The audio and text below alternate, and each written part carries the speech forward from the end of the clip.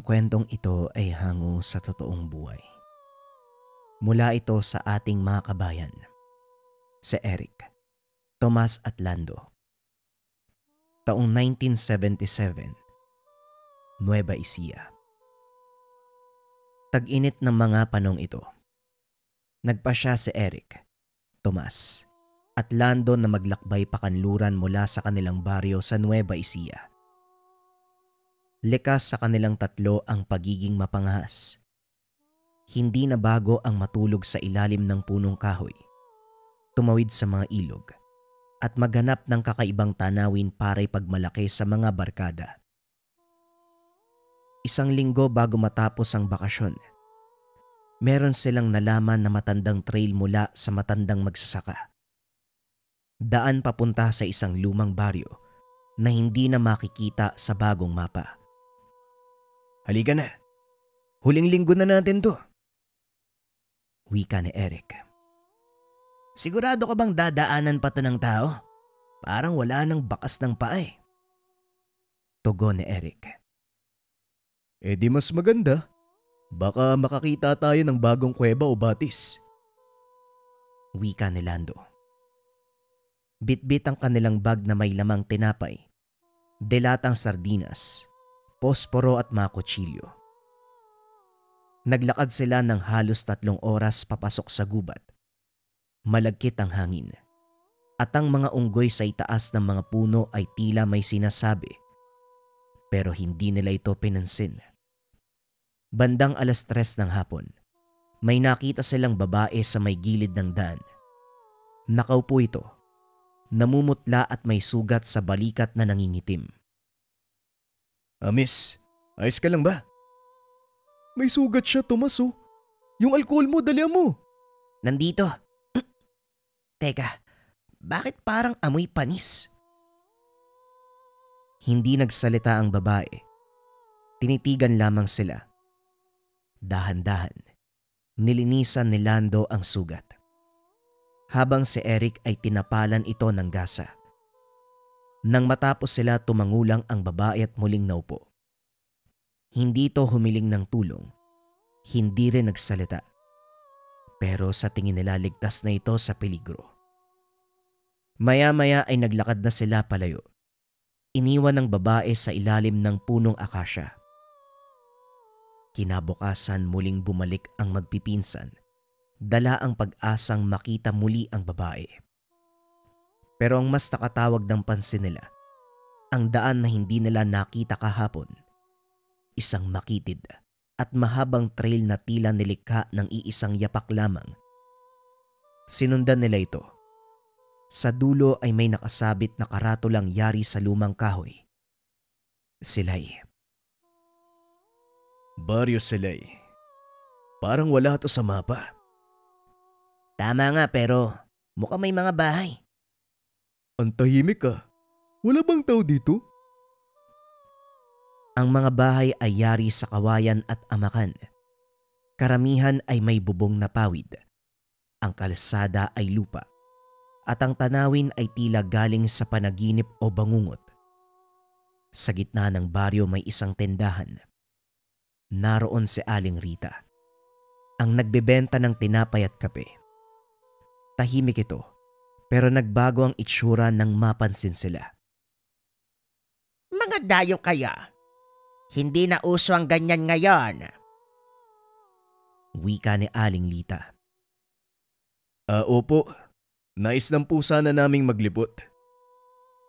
"Ang libot dito, dapat may gabay, lalo na't malapit ng maggabi." Bakit naman ho? Ano po bang meron?" "Sa baryong ito, pagsapit ng 6:00 ng gabi, dapat wala na kayo sa labas." Umupo ang tatlo. Bumili ng kape. Napansin nilang halos walang tao sa paligid. Sa malalayong bahay, unti-unting sinasara ang mga bintana. Pinapasok ang mga alagang hayop. Habang lumulubog ang araw, ang katahimikan ay tila bumibigat. Walang umaalulong na aso. Walang kuliglig.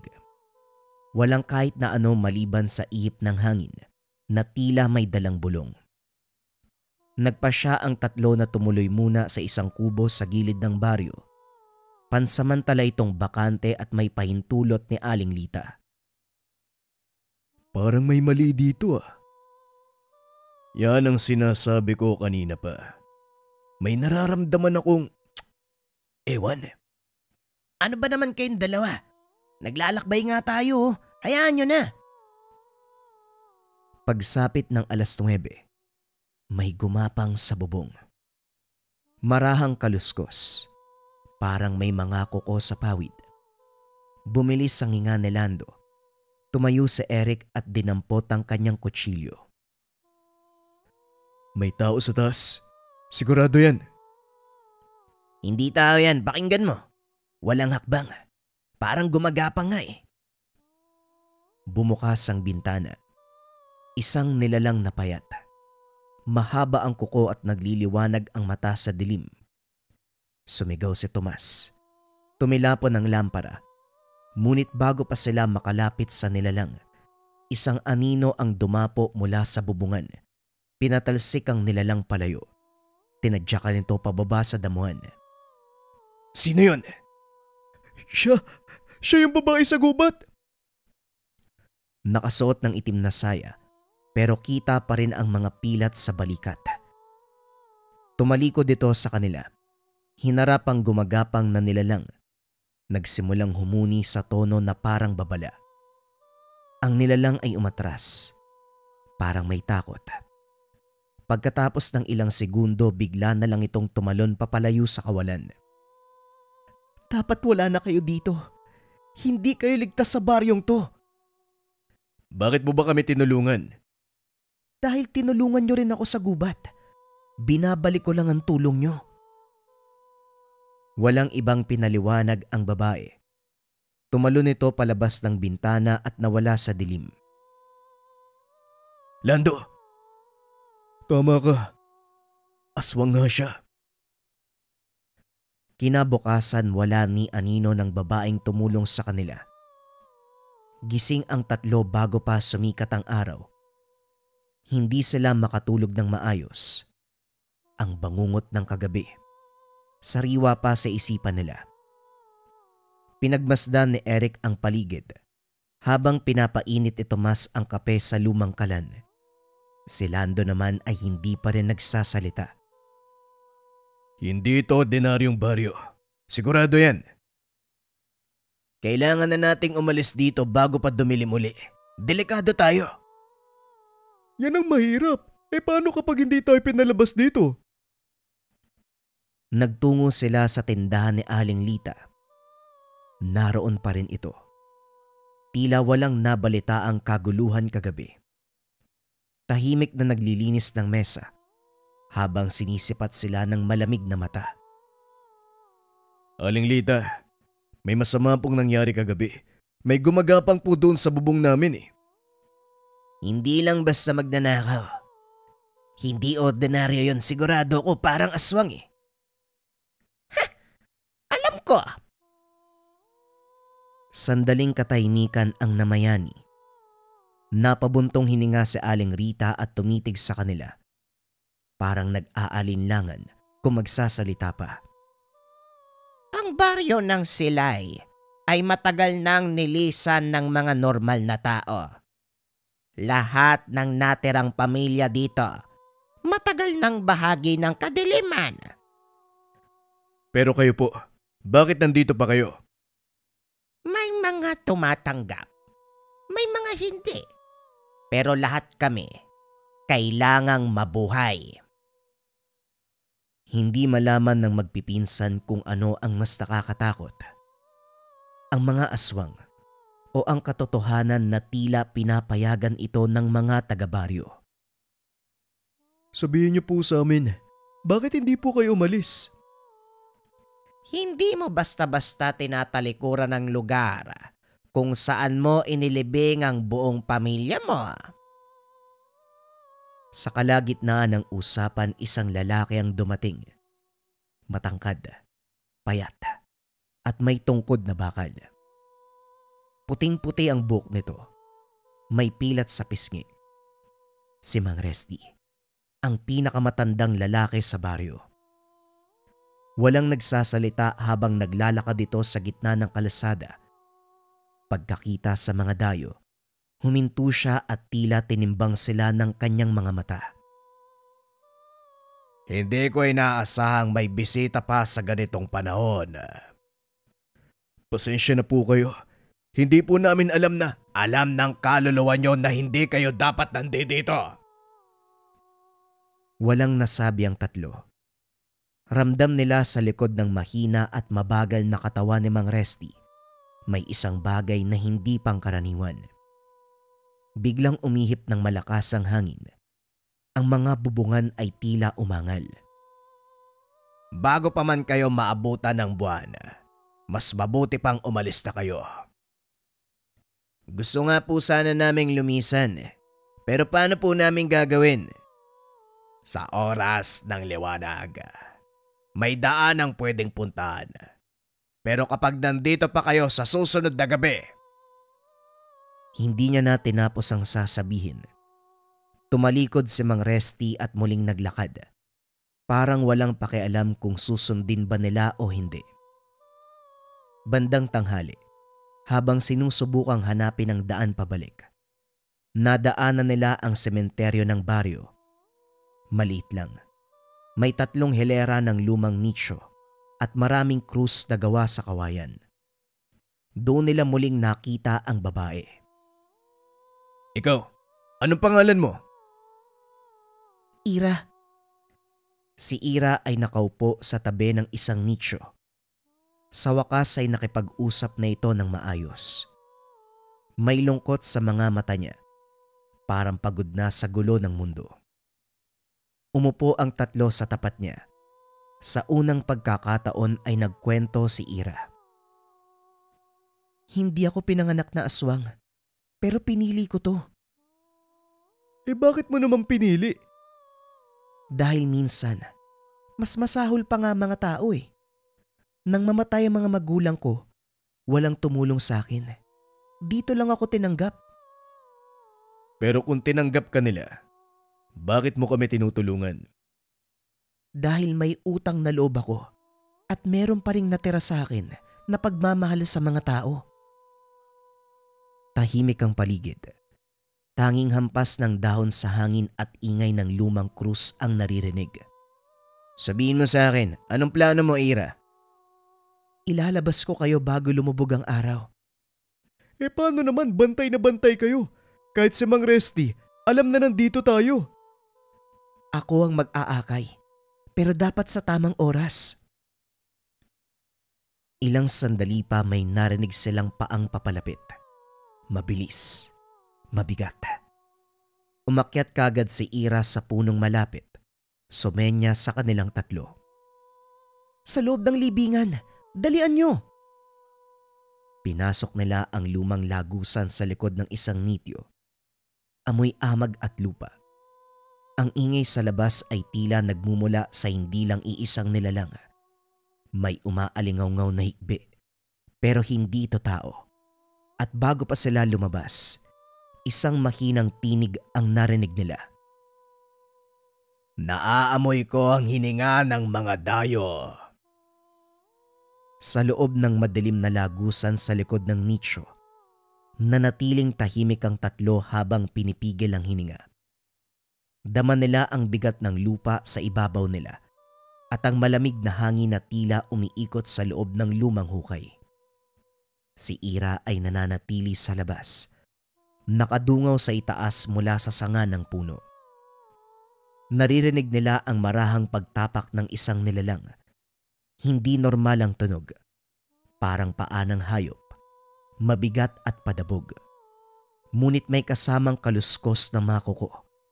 Tila sinisinghot nito ang paligid. Hindi sila lalayo.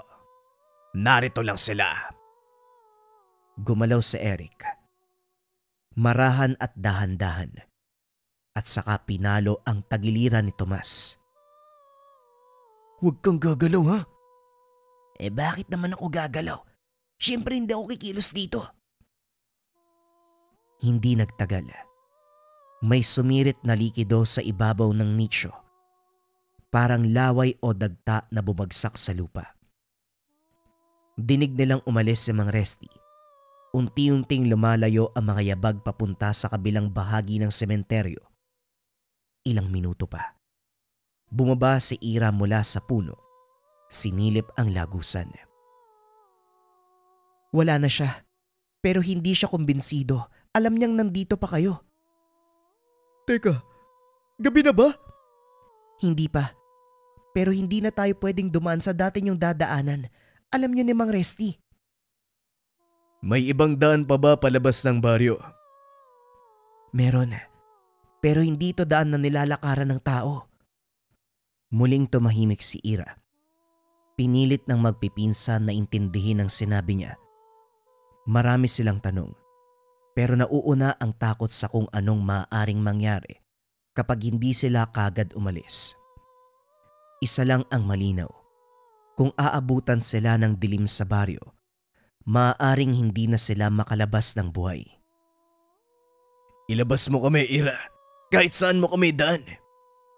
Pero bago tayo umalis, may kailangan akong gawin. Muling bumalik si Ira sa gitna ng sementeryo.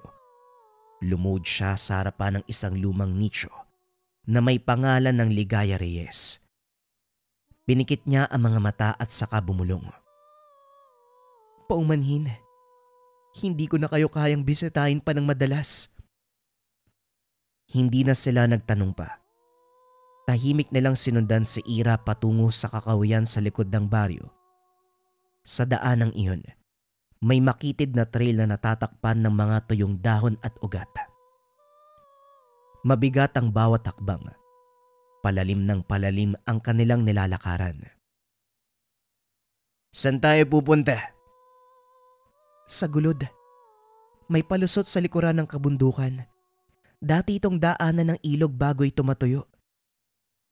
Kaya ba natin yan bago magdilim? Kung hindi tayo hihinto, kakayanin natin. Sa kalagitnaan ng paglalakad, biglang huminto si Ira. Pinadapa niya ang lahat.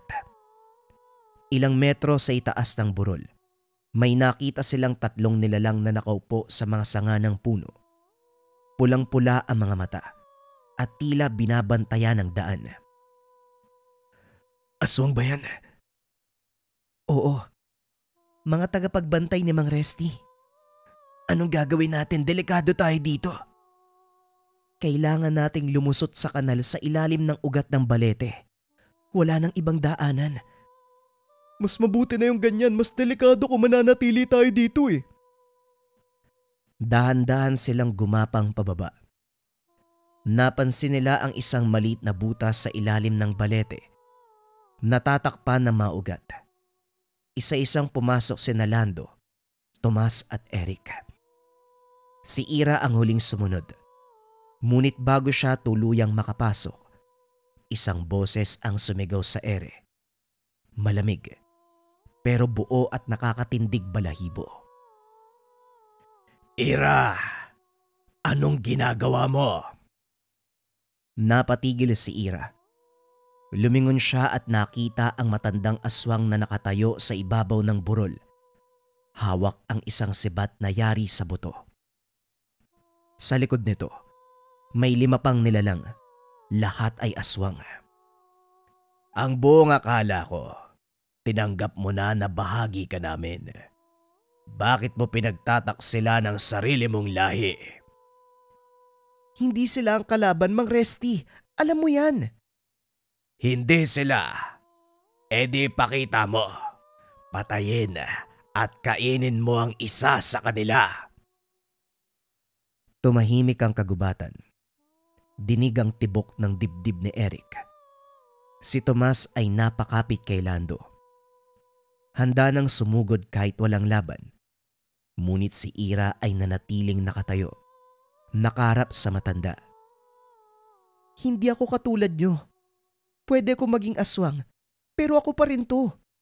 May utang na loob. Hindi ko sila kakainin dahil tinulungan nila ako. Sayang. Sayang ang pagpapasa ng lahi sa'yo.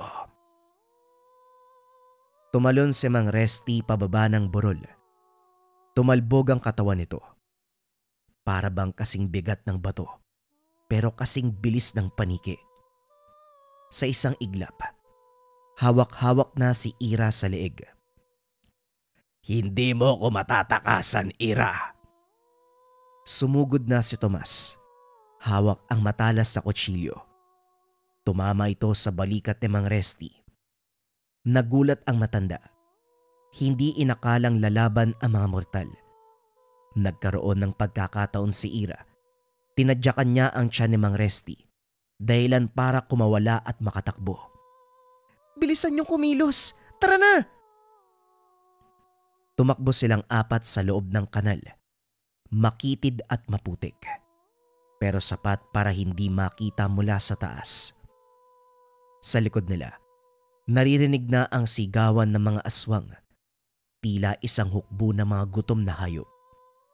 Ngunit pinili nilang takbuhin ang daanan, hindi na lumingon pa. Ira, saan tayo lalabas? Malapit na. Paglabas ng lagusan, tumakbo kayo ng diretsyo hanggang sa makita niyong palayan. Pero paano ka? Anong mangyayari sa'yo? Ako ang pipigil sa kanila. Sige na!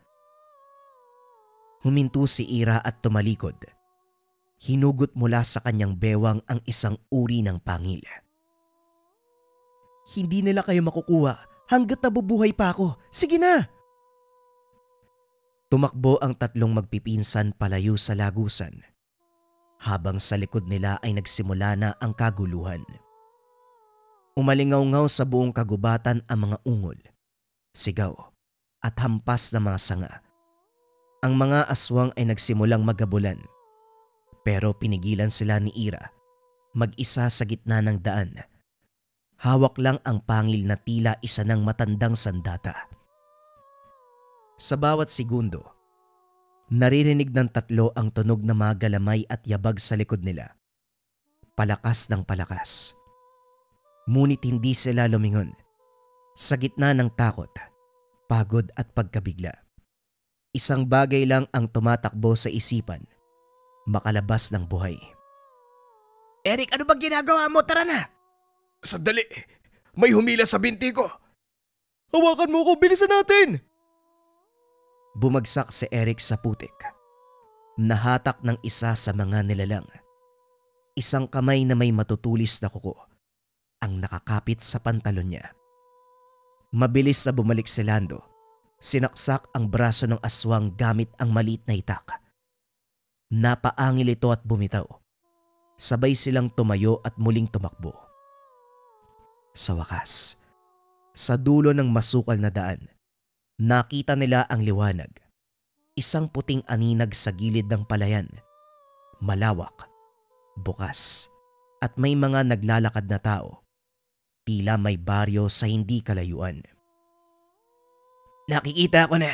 Malapit na doon banda. Sige na, huwag na tayong tumigil! Baka may humabol pa sa atin! Mula sa kakawyan, isang anino ang lumundag. Isang aswang ang lumipad mula sa taas. Nakabuka ang bibig at may matatalim na ngipin. Pero bago pa ito bumagsak sa kanilang harapan, may isa pang anino ang tumama dito. Si Ira. Magkasabay silang gumulong sa damuhan. Nagtalsikan ang putik at damo. Sa isang iglap, nawala silang dalawa sa madilim na bahagi ng kagubatan. Ira! Balikan natin siya! Dalian niyo! Huwag na natin balikan yan! Di ba sabi niya tumakbo tayo? Gigil ang dibdib ni Eric. Pero pinigilan siya ni Tomas. Gustuin mang bumalik. Alam nila na hindi sila mananalo. Ilang sandali pa narating nila ang gilid ng palayan. Isang matandang lalaki ang lumapit.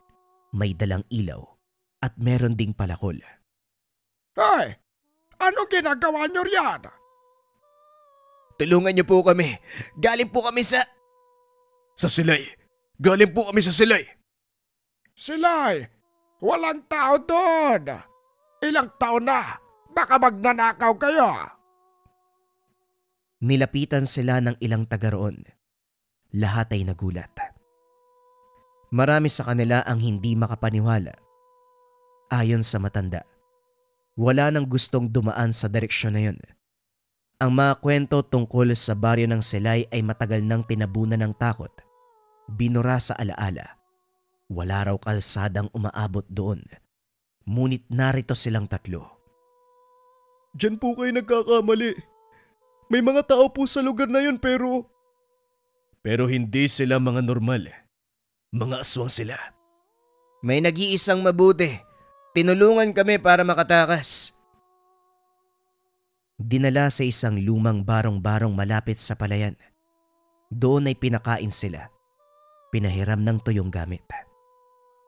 Habang nagpapahinga, tahimik ang paligid. Walang tanong ang sinagot nila ng buo. Lahat ng detalye ay nanatili sa kanila. Kinabukasan, sinamahan sila ng matandang lalaki sa sakayan ng jeep. Papunta sila sa bayan. Sa jeep ay tahimik lang si Eric. Hawak-hawak niya ang isang bagay sa kanyang bulsa. Isang punit na tela mula sa damit ni Ira. Malamig, basa ng pawis at putik. Ngunit ang mahalaga, isang paalala. Sa palagay mo, buhay pa kaya siya? Ayokong isipin na patay siya eh. Pero sana, buhay pa. Grabe yung tapang niya, no? Hindi ko akalaing aswang siya pero parang tao pa rin. Hindi lang siya parang tao. Isa siya sa pinakatotoong tao na nakilala ko. Hindi na muling bumalik ang magpipinsan sa Silay. Pero ang alaala ng gabing yun nanatili sa kanilang isipan.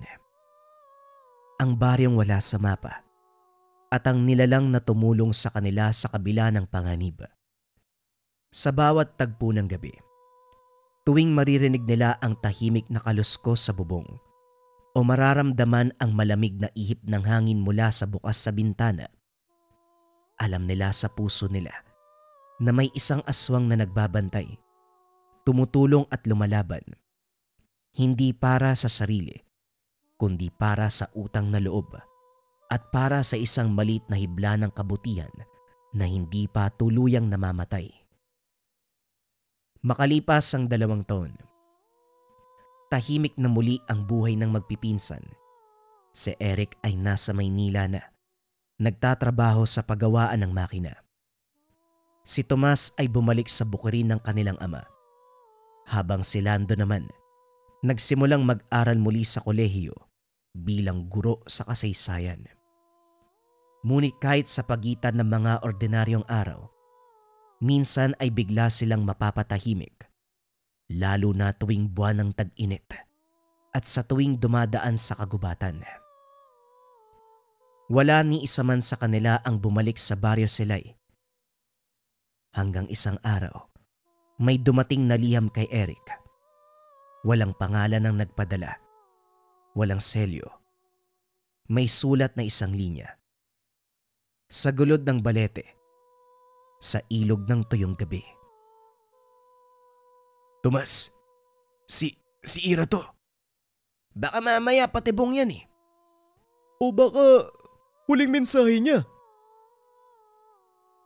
Nagpasya silang bumalik. Hindi bilang mga bata na naghahanap ng kakaibang bagay, kundi bilang mga lalaking may pananagutan. Pagkalipas ng ilang araw, sinundan nila ang daang binagtas nila roon. Sa kabila ng inaasahan nilang pagbabago sa baryo, sa kanilang pagdating, wala na. Wala na ang mga bahay. Wala na ang tindahan ni Aling Lita. Wala na ang krus sa sementeryo. Walang palatandaan na may taong nanirahan. Parang binura ang buong Baryo Silay. Pero hindi yon ang kanilang destinasyon. Sa tapat ng dating gulod, may isang bagong trail na tila nilikha kamakailan lang. Sinundan nila ito hanggang sa ilog na natuyo. Doon sa ilalim ng ugat ng balete ay may hukay. Hindi lagusan. Isa itong libingan. May krus na kawayan. Walang pangalan. Walang petsa.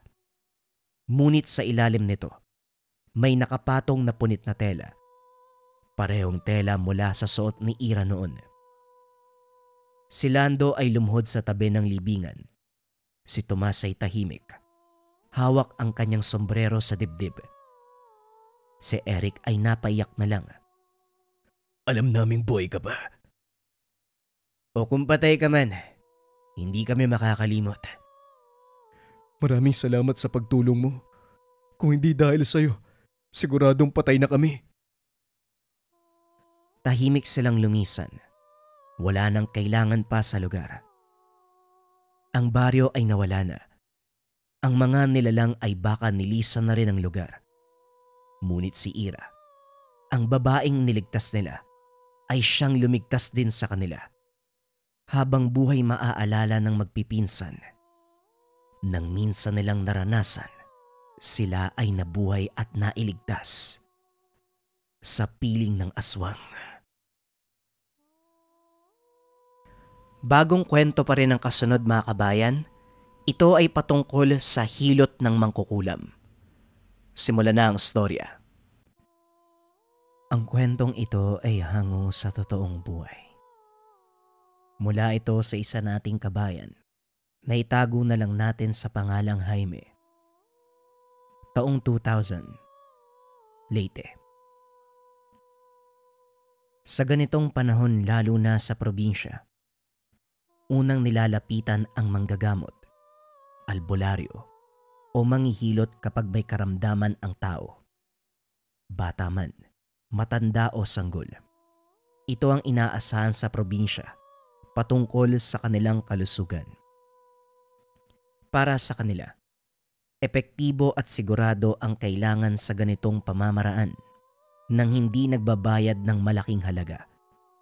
May maiabot lang na barya o pagkain ay pwede na. Manghihilot ang palaging kinukonsulta ni Jaime pagdating sa anak. Palagi itong nababalian dahil sa kondisyon sa buto. Magbula bata ay suki na ng pagkabali, na ibabalik din naman matapos ang ilang beses na paghilot. Si Mang Mariano ang mga hilot na tinatakbuhan, kaso nga lang nang lumipat na sa ibang lugar, na problema kung kanino magpapasuri. Pinunta ng kumpare na siya rin ang unang nagpakilala kay Mang Mariano. Paring Jigs, kamusta ka na? Nagpunta talaga ako dito para magtanong. Wala na kasi si Mang Mariano eh. Lumipat sa ibang lugar. Wala ka bang ibang kakilala na manghihilot? Ang inaanak mo kasi, kailangan pa rin ng regular na hilot. Wika ni Jaime sa kumparing si Jigs. May nalaman ako doon sa kabilang sitio. Bagong salta lang din pero nakita akong manghilot. Si Aling Maria doon pinahilot yung apoy, yung nahulog sa puno. Maayos siguro ang serbisyo kasi ang bata umakyat na naman Magaling ka agad. Ganun ba? Baka pwedeng samahan mo ako, magpapakonsulta lang. Kung kaya niyang hilutin ang kondisyon ni Jacob, ipapahilot ko ang bata. O sige, walang problema. Hanguin ko lang tong sinahing Kakatapos ko lang magluto Nang matapos ang kumpare, sinamahan siya nito patungo sa kabilang sitio. Hindi lang nila nakausap kagad ang manghihilot dahil meron pang inaasikasong pasyente. Nagsunod-sunod ang pagdating kung kaya't mahabang oras ang inantay. Binalingan din sila pagkatapos ng paghilot. Magandang araw sa inyo. Kanina ko pa kayo napapansin. Pasensya na kung ngayon ko lang kayo naharap. Anong may paglilingkod ko? Tanong ni Mang Rene. Ako pala si Jigs. Ito naman ang kumpare kong si Jaime. Magtatanong lang sana kami kung kaya mo bang maghilot ng bata na mayroong kondisyon sa buto. Yung anak niya kasi, hindi maayos ang lagay ng buto sa kaliwang paa Meron sanang tagahilot, medyo bumuti ang kalagayan. Ang kaso, bumalik na naman dahil hindi regular yung panghihilot. Lumipat na kasi yung manghihilot Kung kaya mo naman, sa'yo namin ipapasuri ang bata. Magbabayad kami ng sapat. Kahit magkano, sabihin mo lang. Ganun ba? Kailangan ko munang matignan ng personal ang bata.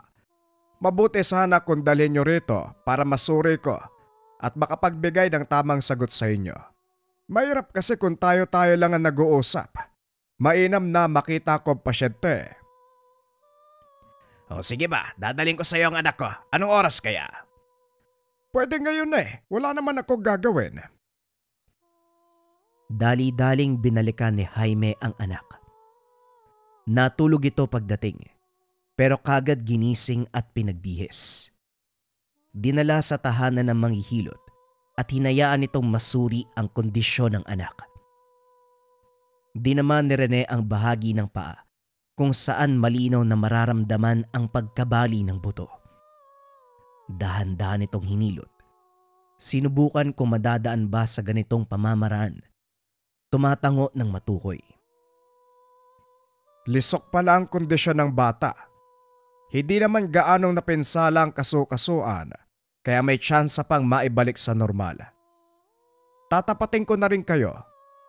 Hindi ito kaya ng 1 o 2 paghilot lamang. Kailangan ng araw-araw na hilot para gumaling. Papayag ba kayo? Wala pong problema sa akin basta umayos lang ang kondisyon ng anak ko. Magkano po kaya kada hilot? Eto naman malapit ang puso ko sa mga bata. Kaya kapag may pasyente ako, wala nang bayad-bayad. Ikakarangal ko ang pagtulong. Ilang taon na ba to? Ang gwapo bata. Kumusta iho? Tanong ni Rene. Yumuko uli sa bata para makausap. Kaso nga lang biglang nagtago sa likod ni Jaime.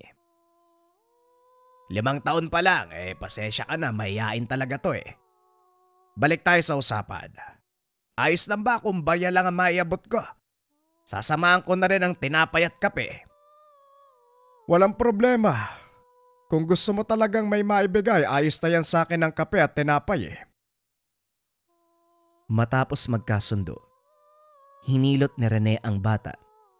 Ito ang unang beses ng hilutan. Tiwala naman si Jaime kung kaya't iniwan ang anak para magtungo ng tindahan. Bibili ng kape at tinapay bilang pambayad sa serbisyo ng manghihilot. Pagbalik hindi pa natapos. Nag-antay pa ng ilang sandali. Kagad ding lumapit ng lumingon ang anak. Makikita sa mga mata nito na nasasaktan. Niyakap bago maluwa. Tinigil din ni Rene makalipas ang ilang minuto. Nag-abot ng candy sa bata. Hindi ko muna tinodo kasi baka mabigla ang bata. Hindi ko alam kung magaan ang kamay ng dating manghihilot. Ako kasi Madalas sa inihilot ko umiiyak. Bata pa si Jacob. Parang nakakayang saktan. Ayos lang. Babalik na lang din kami bukas. Maraming salamat pare. Eto pala, kape at tinapay. Mauna na kami. Hindi maiwasang mamangha sa pakikitungo ni Rene. Madaling kausap, maunawain sa sitwasyon ng pasyente. Pagdating ng tahanan, pinagpahinga kaagad ang bunsong si Jacob. Dumiretso na rin sa kusina para maganda ng hapunan. Kaso uminit ang ulo nang makita ang nagkalat na pinagkainan. Dali-daling pinuntahan ng panganay sa kabilang kwarto. Tulog ito pero pinilit gisingin. Anong sabi ko sa'yo ha? Ligpitin mo ang pinagkainan. Tignan mo nga yung kusina. Nagkalat ang mga plato Halos kinain na ng aso. Hindi ka na nadala Sa rabis namatay ang nanay mo dahil din sa kapabayaan mo. Napayoko ang panganay na si Jack nang makatikim ng palo sa ama. Nawala sa isip ng binata ang gawaing bahay dahil napagod sa lakad. Nanahimik na lang ito dahil aminado sa pagkakamali. Si Jaime sa kabilang banda, tumigil na lamang sa paghampas ng sinturon dahil mapupuruhan ng binata. Naawa na rin dahil nakayuko na lamang ito. Nagpipigil maiyak sa paghagupit. Ayusin mo ang kalat. Itapon sa labas sa mga plato. Dahil kapag may rabis yon, tayo mapapahamak. Bilisan mo. Binilinan na rin ni Jack na bantayan muna ang kapatid dahil sasaglit sa bayan para makabili ng karagdagang gamit sa kusina, plato at mga kubyertos. Sinamahan na rin ng kakailanganin sa susunod na araw. Naaliw sa pamimili dahil nakasabay si Rene. Palakwento rin ito kung kaya't madaling kasundo dahil si Jaime mahilig din makinig. May motorsiklo ito. Pinaangkas na rin siya para makatipid ng pamasahe. Sa mismong tahanan hinatid, kagad napako ang tingin ni Rene sa panganay ni Jaime. Nagulat ito sa paraan ng pagtitig. May problema ba pare? Panganay kong anak yan. Si Jack. Ganun ba? Kawig niya kasi yung nanloob sa amin sa dati kong terahan eh. Pero imposibleng siya yon kasi napakalayo mula rito. Natigilan ako kasi magkatindig eh. Napasensya ka na, mauna na ako.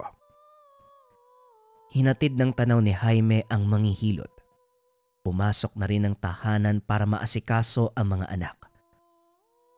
Napunta lahat ng atensyon kay Jacob. Hindi dahil bunso at wala pang muwang, kundi dahil sa kondisyon ng paa nito. Nakakatayo naman ang bata pero may pagkakataon na nawawalan ng balanse lalo na kung biglang susumpungin ng sakit. Hindi lang yun, bigla-bigla ding magdidiliryo. Ilang taon na magmula nung sumakabilang buhay ang asawa na siyang katuwang sana sa pag-aalaga ng mga bata. Naapektuhan ito ng rabies. May pagkakataon na napapabayaan ni Jack ang mga hugasin sa ibaba, kung kaya't nadidilaan ng aso. Hindi sinisi ang panganay kahit na may kasalanan. Sapat na ang makita itong nagsisisi, nagdurusa sa pagkawala ng ina. Kaso nga lang, hindi na ganon kaganda ang ugnayan bilang mag-ama. Hinayaan niya itong umalis. Magpaalam man o hindi. Pinapaalalahanan na lamang na huwag kalimutang umuwi sa bahay.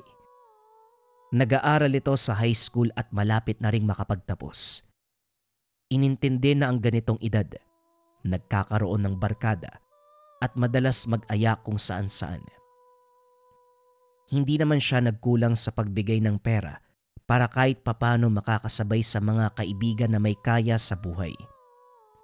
Sa ngayon, wala siyang naririnig na ginagawang kabulastugan. Tiwala rin siya dahil matinong bata. Kinabukasan maagang dinala ni Jaime ang bunsong anak sa manghihilot. Kaso hindi muna inasikaso ni Rene dahil mamayang hapon pa dapat babalik. Isasakto na 24 oras bago muling hilutin. Ang ginawa na lamang ay nanood sa paghihilot. Madami ang dumarayo. Hindi rin kasi may kakaila ang husay ni Rene. Herbal na haplas lamang ang gamit at kakayahan ng mga kamay. Hindi rin may tatanggi na mabigat ang mga kamay nito. Mapapasigaw sa sakit ang pasyente, pero masisiguro ang resulta pagkatapos. Ilang buwan pa lang siya sa lugar, pero marami na ang tumatangkilik sa kahusayan. Minabuti ni Jaime na panoorin ang pamamaraan nito. Kung hilot lang ang pag-uusapan, walang pinagkaiba sa dating kakilala. Kaso nga lang, naiiba dahil iniihipan ng salitang Latin. Nang makatsyempo ay nagtanong tungkol dito. Rene, hindi naman sa pangingalam ano, pero bakit mo iniihipan ng salitang Latin na mga pasyente? Napansin mo pala yon. Pamamaraan ko para madagdagan ang bisa ng hilot. Kung hilot lang matatagalan ng paggaling eh. May inaral akong dasal na mabisa ding ilapat sa karamdaman ng tao. Ito rin ang inaasahan ko bukod sa kakayahan ng mga kamay. Tumatango lang si Jaime. Nagpaalam na rin muna dahil hindi pa oras para ipahilot ang anak. Sa tahanan, muli na namang napagsabihan ng panganay. Iniwan sa baba ang mga hugasin. Naabutang pinagkakaabalahan ng mga aso. Napabalikwas ng bangon matapos mahampas ng sinturon. Maaga tayong mamamatay sa ginagawa mo, Jack. Malaki ka na. Nasa wastong edad, pero yung utak mo hindi makaintindi. Ilang beses ko bang uulitin na wag mong iwanan sa baba ang mga hugasin? Gusto mo bang matulad sa nanay mo, ha? Papatayin mo ba kami? Nahinto na rin si Jaime dahil nakayuko lamang ang binata. Nanginginig ang braso nito na napuruhan ng paghampas ng sinturon. Lumabas na lamang siya sa takot na madala ng galit at matuluyan ang anak. Napailing na lamang habang iniisip kung ano ang problema ng anak. Dati sumasagot pa ito kapag tinatanong. Lumabas si Jack. Hinayaan na lamang ito kung saan man magpunta. Bumalik 10 oras ng gabi. Kunot noong napatitig si Jaime dahil hindi mapakali ang binata. Nanginginig, naluluha, nawawala sa sarili na para bang may ginawang kasalanan, balisang balisa. Nagtungo ng kusina at lumagok ng tubig. Nagmamadaling pumasok ng kwarto at nagkulong. Sinubukang kausapin pero hindi pinagbuksan. Pinagpalagay na lamang ni Jaime na nakahanap ito ng kaaway. Kinabukasan kinausap pero panay iwas. Hindi na lang din nagpumilit dahil baka magalit. Nagpaalam ito para pumasok ng eskwela. Si Jaime naman sa kabilang banda. Kinarga ang bunso at saka nagtungo sa barkada ng panganay. Napag-alamang nasangkot sa kalokohan. Nanloob ng tahanan kasama ang iba pang barkada. Ang sabi ng kaibigan, katuwaan lamang nila yon, pero hindi inasahang magkakasala. Nakabasag pero hindi natukoy dahil madilim ang paligid. Narinig ang boses ng may-ari, isang lalaki pero hindi namukaan. Nakaalis naman sila bago naabutan. Hindi alam ni Jaime kung ano ang mararamdaman. Ang buong akalay sa eskwelahan lamang ang tungo ng anak magmula sa bahay. Yun pala, meron ng pinagkakabalahan. At ngayon hindi sa paaralan pumapasok. Dahil ang sabi ng kaibigan may napag-usapan ang mga ito. Hindi lang nakasama dahil masama ang pakiramdam. Pagsapit ng hapon hindi pa rin nakauwi. Nagpunta na lamang sa tahanan ni Rene para mahilot ang bunso. Hindi rin niya maunawaan ang bahay nito dahil maraming kalat, abala sa paghilot ng mga pasyente kung kaya't hindi pa matanong. Nang sila na lang ang inatupag, hindi napigilan ni Jaime ang sarili. Rene, ayusin mo ba tong bahay? At saka, kailangan mo ng karpentero, marunong ako. Nagbuntong hininga si Rene bago sumagot. Hindi nag-abalang tumingin dahil nasa paghihilot ang atensyon. Hindi naman. Nabasag lang ang mga gamit nung nakaraang gabi. May nakapasok kasi mga pusa. Nagkalat kaya nakabasag eh. Gusto ko nga makita muli para maturuan ng leksyon eh. Kahit pusa lang? Hindi naman natin kapareho mag-isip ang hayop kaya hindi masisisi yung mga yon. Huminto sandali si Rene para tignan si Jaime. Napailing na lamang ito at saka binalik ang atensyon sa ginagawa. May ugali ako na kahit hayop, kailangan pa ring maturuan ng leksyon.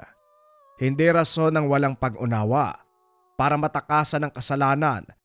Tao man o hayop o anumang elemento, kapag may atraso sa akin, makakatikim talaga.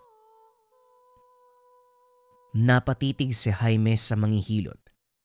Hindi inasahan ang narinig na sagot.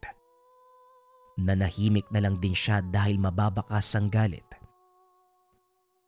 Pagkatapos mahilot ng bata, kagad nagpaalam dahil nagbabadya ang ulan. Pagdating naman ng tahanan na bungaran si Jack, maayos na iniligpit ang gamit sa kusina. Gayunpaman, hindi nadala sa kilos si Jaime. Pinagsabihan sa ginawang kalokohan pero natigilan nang makitang napinsala ang binti. Pinipilit na lamang makalakad pero ang totoo'y napuruhan ng buto. Jack, umaming ka nga. Ano ba talaga ang pinasok mo? Nagbibisyo ka ba? Sumagot ka. Hoy, huwag ka manahimik. Oo, sumasama ako sa mga kaibigan ko para magnakaw. Nagsimula nung hindi na sinustentuhan si Gabriel ng tatay niya. Sa kawalan ng pera naisipan naming manloob sumama kami. Sumama ako. Hindi ko naman alam na papasukin naming bahay mapupuruan ako eh. Hindi kami naabutan pero may sinabi yun eh. Sinumpa yata kami. Ano ka mo sinumpa? Sino naman at kasalanan nyo rin yan eh. Hindi kita pinalaking loko-loko. Pero tignan mo ang ginawa mo. Hindi nyo nga ako pinalaking loko-loko pero hindi nyo din naman ako kinakamusta. Hindi nyo man sabihin. Nararamdaman kong galit kayo sa akin. Hanggang ngayon ako pa rin ang sinisisi mo sa pagkamatay ni nanay. Hindi nyo na ako pinapansin. Puro kayo sermon, wala nang pagmamahal. Nagpantig ang tenga ni Jaime nang marinig ang mga salita mula sa mismong panganay na anak. Aminado siyang masama pa rin ang loob dahil may kinalaman sa pagkamatay ng asawa, pero kahit papano sinusubukan niyang magpakaama. Alam niyang hindi sapat, pero hindi niya akalain na ganito mag-isip si Jack. Ganyan talaga ang naisip mo. Oo, hanggang ngayon hindi ko pa rin nakakalimutan ang ginawa mo. Pero narinig mo ba ako manumbat? Hindi, kasi ayoko mag-isip ka ng masama pero huli na pala. Nakatatak na dyan sa utak mo. Sinikap ko maging mabuting ama, pero iba pala ang takbo ng pag-iisip mo. Puro kasi kayo Jacob, na parang siya lang yung anak nyo, tayo anak nyo rin ako. Kahit nasa wastong edad, kailangan ko pa rin ng tatay. Hindi Jack, nasa wastong gulang ka na para tukuyin kung ano ang tama o mali. Nahubog na yung pag-iisip mo, hindi lang nagamit sa tama. Kaya ka nagpadala sa sulsol ng mga kaibigan mo. At ano? Ngayon na may nangyari sa'yo, babalik ka sa akin para sumbatan ako. Ngayon tatanungin kita, sino sa atin ang nagkulang? Sino sa atin ang nagpabaya? Yumuko si Jack. Hindi maiwasan ang paghagulgol. Maging si Jaime ay napaiwas na rin ang tingin. Mahabang katahimikan ang sumunod nang makitang namamaga ang binti nito. Dali-daling dinala sa manghihilot. Sinuri ni Rene, kaso hindi hinilot dahil lalala ang kondisyon kung gagalawin. Ang ginawa na lamang ay nilagyan ng halamang gamot, dinikdik na luya at dahon ng ampalaya. Maayos na binendahan at saka hinayaang magpahinga. Hindi rin mapakali si Jaime sa pagtitig na Rene sa panganay. Naalala ang sinabi nito nung nakaraan. Kinabahan na baka isa ang tahanan niya sa naloob ng grupo ng anak. Sumagi rin sa isipan ang napag-usapan tungkol sa pagpaparusa kahit hayop lamang. Para malinawan naglakas ng loob na magtanong. Subalit sinabi nito, nakita ang kawig ni Jack doon pa sa dating tirahan. Ilang buwan na ang nakakalipas. Lumipas pa ang mga araw, tuluyang gumaling ang kondisyon ng bunso. Inatupag ng mabuti ni Rene. Sinubukan din ang ibang pamamaraan para mapabilis ang paggaling. Naibalik ng wastong posisyon ng buto. Nakakalakad ng walang iniinda. Kaso sa kabilang banda, ang panganay na si Jack ang hindi pa lubusang magaling. Namamanasang pa, panay lamang sa paglapat ng herbal at halamang gamot dahil ayon kay Rene. Lalong sasama kung hihilutin. Sinunod na lamang ni Jaime ang bilin ng manghihilot. Minsan sa isang linggo, kinakailangang dumayo sa tahanan nito para masuri. Binigyan ng sapat na atensyon pero walang pagbabago. Sinumpa raw kasi ang batang to. Nasangkot sa panloloob. Nang mahuli sinumpa ng may-ari. Pare, sa tingin mo, totoo ba ang sumpa-sumpa? Ito bang nangyayari sa anak ko ganun din? Kung ang nagwika ay taong may kaalaman sa aral ng kaliwa, posible ang sinasabi mo. Para sa akin, napasama ang paglikot ng binata kung kaya't ganito kalala ang nangyari. Hindi niya siguro napansin, kaya ang sinisisi, yung taong nilooban nila ng bahay. Kung ganon wala itong kinalaman sa sumpa. Mabuti naman. Nakakatakot kung ganon eh. Nga pala, hindi ba papalitan ng gamot? Parang walang pagbabago eh. Gabi-gabi dumadaing yung anak ko dahil sa sakit. Titignan ko pa. Sa ngayon naghahanap ako ng mabisang gamot para dito. Kaso matatagalan ang proseso. Hayaan mo. Kapag epektibo, ilalapat ko kagad sa binata para bumuti ang kalagayan. Pati ako naawa na rin eh. Maraming salamat Rene ha. Wala na kasi ko ibang mapupuntahan ko hindi ikaw lang eh. Kung sa ospital pa, malayo tapos magastos. Wala akong sapat na pera. Tumango si Rene. Tinapik siya sa balikat para ipaabot na huwag mag-alala sa kalagayan ng anak.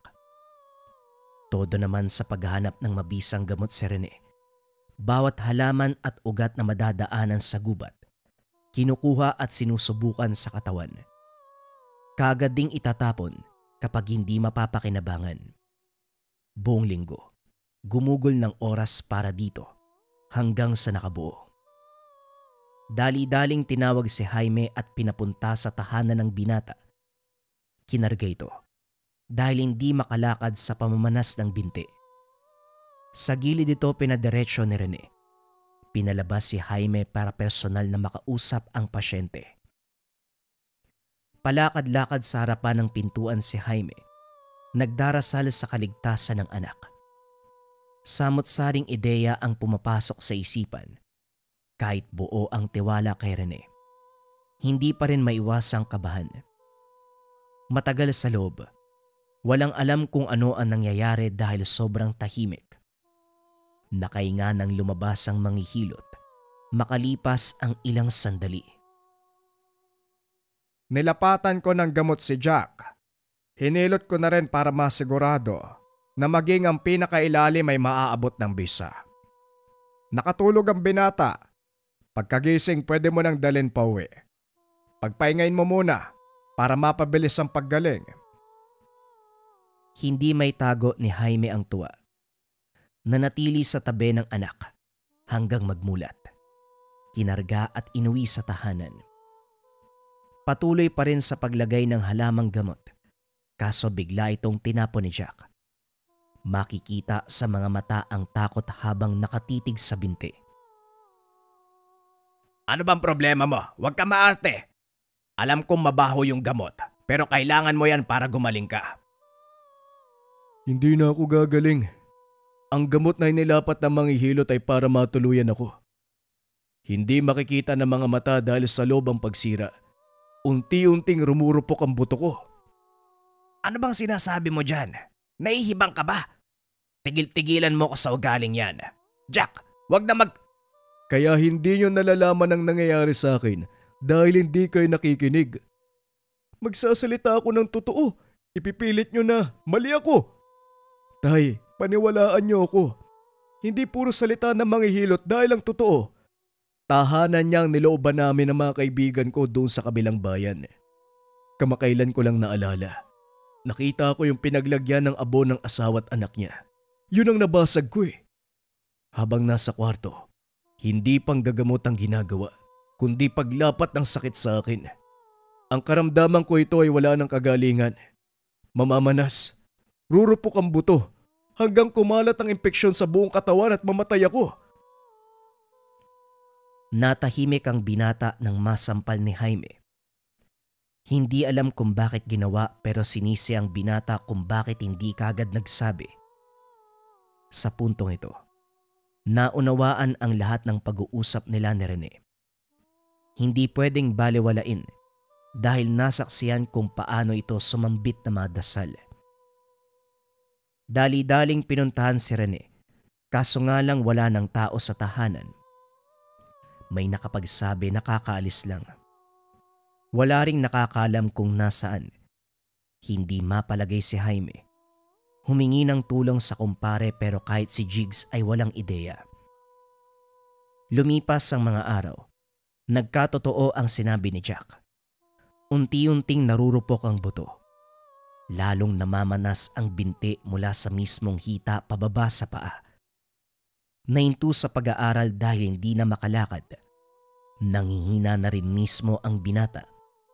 Hindi na tumatanggap ng pagkain ng katawan, panay tubig, tapos isusuka. Sa lumalalang sitwasyon na awa si Jigs. Bilang kumpare nagpresentang dalin sa doktor ang binata, kaso pinigilan ni Jack. Aniya, wala nang kagalingan ang kalagayan. Ito rin mismo ang sinabi ni Rene, pagdudusahan habang buhay. Pagsapit ng gabi sumugod si Jaime sa tahanan ng manghihilot. May napadaan sa kanila at sinabing dumating na si Rene. Dire-diretso ang pagpasok. Hambalusin na sana ng tubo nang makita itong nagluluksa sa harapan ng pira-pirasong buto. May nakasinding kandila sa paligid. Huwag mong isipin na sinusubukan kong tumakas. Umuwi ako sa amin para kuhain ang mahalagang bagay. Siguro naman nandito ka para sa anak mo, hindi ba?